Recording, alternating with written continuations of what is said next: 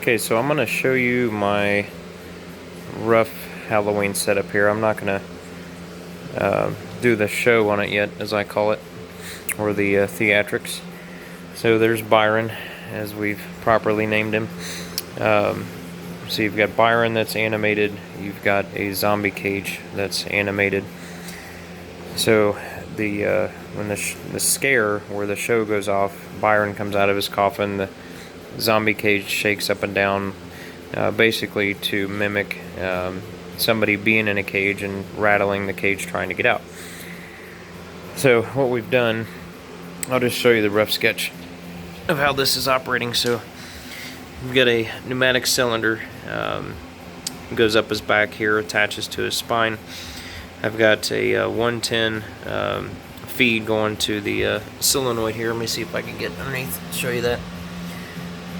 So there's the solenoid for Byron. You've got the air supply coming in. All the hoses are attached to the solenoid there. So everything's buttoned up there. Now what I did was I connected a splitter off of Byron here. Let's see if I can get this off here. Yep. Okay, there we go. Okay, so as you can see, I've got a splitter. Now, the controller box for the animatronics, when it sends a signal out, it sends a signal to the solenoid, and then the second wire is also an LED light. So every time the solenoid is activated, the light's going to go off at the same time, so it lights him up as he comes out of the coffin. So it works pretty well. Really couldn't ask for anything better there as far as anything else controlling lights. So it worked out magically that every time he comes out of the coffin, the light lights up. So that works perfect. Come over here. So as you can see, I've got a mess of air hoses and electrical wires and speaker wires, and that's another thing.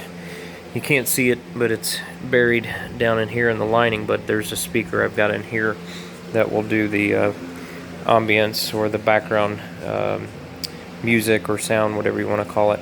And then I'll have another speaker somewhere else in the graveyard. But let me show you the zombie cage here. I'm tripping over my wires here. Yeah. So the zombie cage, similar setup, smaller but bigger in diameter, pneumatic cylinder right here, and everything's wired. It comes out the side here, it comes around. So basically, I'll try to get under this thing. So when it activates, it lifts up like that. So it lifts the top of the zombie cage up and slams it down and makes all sorts of cool noise. It's kind of hard to see. Let me try to turn around here, see if you can see the solenoid in here. Yeah, so you can see right down in there the solenoid valve for the pneumatic cylinder is buried in there, and the air feed's going into there. And then you come over to, and well, here, let me stop you. So I did the same thing. Now on the 110 signal that goes to this solenoid, I did the same thing on this one that I did with Byron. So I've got a splitter, and the other wire on the splitter goes to an LED light.